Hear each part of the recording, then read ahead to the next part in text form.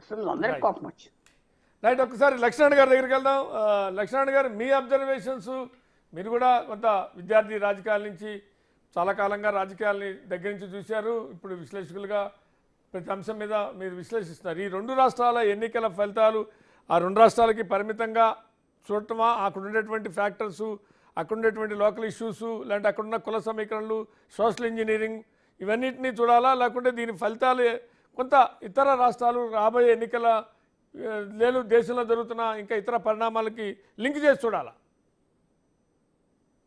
శ్రీనివాస్ గారు, ఏ రాష్ట్ర ఎన్నికలను కూడా ఆ రాష్ట్రానికి పరిమితమయ్యే మనం చూడలేము. ఇవాళ హర్యానా, జమ్మూ కాశ్మీర్ ఎన్నికలకు కూడా జాతీయ ప్రాధాన్యత కలిగినటువంటి ఎన్నికలుగానే రాజకీయ పార్టీలు భావించాయి. దానికి అనుగుణంగానే వ్యూహాలు రచించుకొని హోరాహోరీగా పోరాటం చేశాయి. లోక్సభ ఎన్నికల తర్వాత జరిగినటువంటి ఈ రెండు రాష్ట్రాల ఎన్నికల్ని భారతీయ జనతా పార్టీ ప్రతిష్టాత్మకంగానే తీసుకున్నది. ఎందుకంటే ఢిల్లీకి చుట్టూ ఉన్నటువంటి ఒక రాష్ట్రం హర్యానా అధికారంలో ఉన్నారు. 2 దఫాలు 10 సంవత్సరాలుగా అధికారంలో ఉన్నారు. లోక్సభ ఎన్నికల తర్వాత అక్కడ ఓడిపోతే ప్రతిష్టాత్మకంగా ఉన్నటువంటి ఆ రాష్ట్రం అప్రతిష్ట కూడగట్టుకోవాల్సి వస్తుంది. వాటి యొక్క పర్యవసానాలు మహారాష్ట్ర, యూపీ భవిష్యత్తులో పడతాయి అనేటువంటి కోణంలోనే బీజేపీ నాయకత్వం చాలా జాగ్రత్తలు తీసుకున్నది, ప్రయత్నాలు చేసింది. ఈరోజు కాంగ్రెస్ పార్టీ అనైక్యతతో తన యొక్క ఫలితాలని తారుమారు చేసుకున్నదని చాలా స్పష్టంగా కనిపిస్తుంది. చిన్న పార్టీనే కావచ్చు ఆమ్ ఆద్మీ పార్టీ, ఈరోజు ఒక్క స్థానంలోనే 40,000 45,000 వచ్చి ఉండొచ్చు. మిగిలిన అన్ని చోట్ల 1000-1500 ఓట్లే వచ్చి ఉండొచ్చు.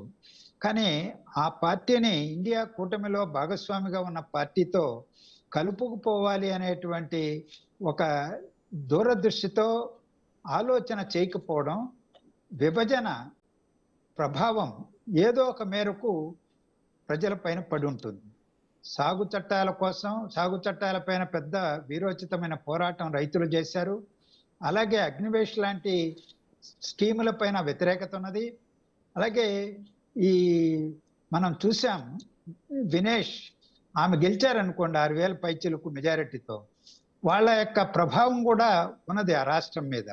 ఇన్ని సానుకూల అంశాలున్న కాంగ్రెస్ పార్టీ ఇలాంటి ఫలితాలను చవిచూచిందంటే ఆంతరంగిక పోరాటం, గ్రూపులు ఇవన్నీ కూడా చాలా ఎక్కువ ప్రభావం కలిగించినట్టుగా ఉన్నది. ఎందుకంటే ఒకవైపున పంజాబ్లో ఆమ్ ఆద్మీ పార్టీ అధికారంలో ఉన్నది, ఢిల్లీలో అధికారంలో ఉన్నది. 2 రాష్ట్రాల మధ్యలో ఉన్నటువంటి రాష్ట్రం ఇది హర్యానా. ఆమ్ ఆద్మీ పార్టీ యొక్క ప్రభావం లేకుండా ఎలా ఉంటుంది? ఆ పార్టీతో పొత్తు పెట్టుకోవాలనేటువంటి విఘ్నత ఎందుకు ప్రదర్శించలేకపోయింది? ఇది మౌలికంగా ముందుకొచ్చే ప్రశ్న. రెండో వైపున జమ్మూ కాశ్మీర్లో అస్తిత్వం, రాష్ట్రం యొక్క అస్తిత్వమే ప్రధానమైనటువంటి అంశంగా ముందుకొచ్చింది. 370 ఆర్టికల్ తర్వాత భారతదేశ స్వాతంత్రం వచ్చిన తర్వాత ఒక రాష్ట్రానికి ఉన్నటువంటి అస్తిత్వాన్ని తీసేశారు, కేంద్ర పరిపాలిత ప్రాంతంగా మార్చేశారు. ఈరోజు అన్ని పార్టీలు కూడా రాష్ట్ర హోదాని ఇస్తామని చెప్తాయి కానీ ఇవ్వలేదు కదా. ఒకవేళ రాష్ట్ర హోదా కల్పించి ఎన్నికలకు పోయి ఉంటే పరిస్థితి ఇంకొక విధంగా ఉండేదేమో. ఇవాళ చూడండి, జమ్మూలో భారతీయ జనతా పార్టీ బలమైనటువంటి పార్టీ. అక్కడ సీట్లను కూడా పునర్వ్యవస్థీకరణలో స్థానాల సంఖ్యను కూడా పెంచుకున్నారు రాజకీయ లబ్ధి పొందడానికి. 43 సీట్లు ఉన్నాయి. ఆ 43 సీట్లు ఈరోజు 29 సీట్లు వచ్చాయి. బీజేపీకి వచ్చిన మొత్తం 29 స్థానాలు జమ్మూలోనే. కాశ్మీర్ లోయలో 1 సీట్ రాలేదు. వాళ్ళు ప్రోత్సహించినటువంటి వాళ్ళు కూడా ఎవరు గెలిచినట్టుగా దాఖలాలు లేవు. ఈరోజు నేషనల్ కాన్ఫరెన్స్ 7 సీట్లు గెలిచింది జమ్మూ ప్రాంతంలో, కాంగ్రెస్ 1 గెలిచింది. ఈరోజు సిపిఎం జమ్మూ కాశ్మీర్ ఎన్నికల్లో గతంలో గెలిచింది, ఇప్పుడు కూడా ప్రాతినిధ్యం సంపాదించుకున్నది. ఆమ్ ఆద్మీ పార్టీ ప్రాతినిధ్యాన్ని సంపాదించుకున్నది. ఈరోజు ఇలాంటి వాతావరణం ఎందుకు వచ్చింది? రాష్ట్ర ఉనికి, రాష్ట్ర అస్తిత్వం ఒక ప్రధానమైనటువంటి సమస్యగా ముందుకొచ్చింది. అభివృద్ధి చేశాం, అది చేశాం, ఇది చేశామని చెప్పుకున్నా అవి ప్రజలు వాటిని ఖాతరు చేయలేదు. జమ్మూ ప్రాంతంలో కానీ రైట్. కాశ్మీర్ ప్రాంతంలో కానీ జాతీయ రాజకీయాల ప్రభావంతోనే అక్కడ ఎన్నికలు జరిగాయి కానీ స్థానిక సమస్యల ప్రభావంతో అక్కడ జరగల.